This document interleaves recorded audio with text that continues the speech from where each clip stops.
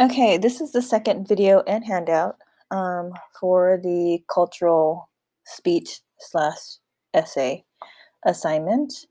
This handout says 2003. The scoring guide hasn't changed at all. It is the one that is used for the AP exam. Of course, we modify it for Japanese 3. I don't expect you to use the kind of sophisticated grammar and vocabulary that we use in J4 and J5.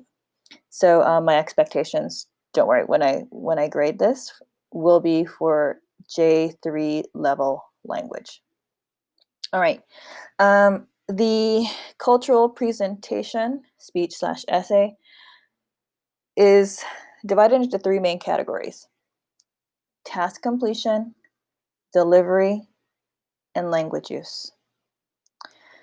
Each category is out of 30 points.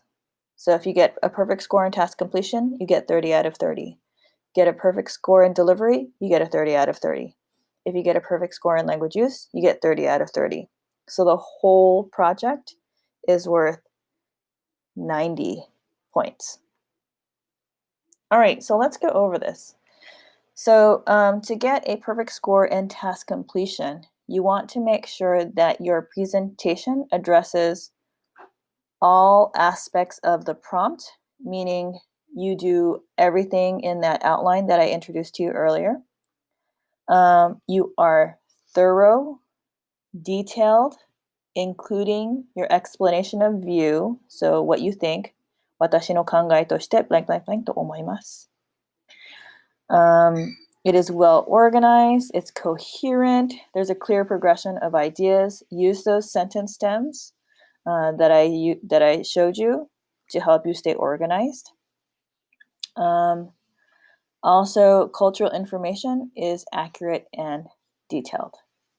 Okay. For delivery, you want natural, easy flowing expression. Natural pace with minimum hesitation or repetition. Pronunciation virtually error-free. Consistent use of register and style appropriate to situation. Register is whether it's polite or plain form. So for this assignment, you are using the polite form. Also, on the actual AP test, you don't know what the topic is beforehand. That's why it's okay to have minimal hesitation or repetition. But in a rehearsed presentation, something that you've drafted earlier, you know the topic, you had time to practice it, you really want that natural pace to be pretty much perfect, not slow at all, with zero tiny hesitation, and really no repetition because you rehearsed it. Okay, so that's for rehearse. But this scoring guide was made for the actual AP test, which is very spontaneous without preparation. So that's why that's there. For language use, this is vocabulary, idioms, grammar. So you want rich vocabulary, rich idioms. I think for this animal one, it's quite easy to have varied vocabulary. We know some new grammar structures as well. Please don't make any errors as you say this rehearsed speech and write this rehearsed speech.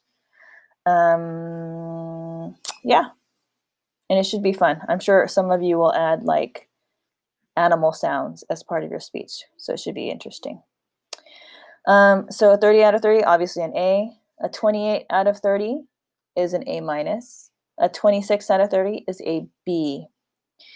And mainly, the difference between A and a B is, almost addresses all aspects, may lack just minor things.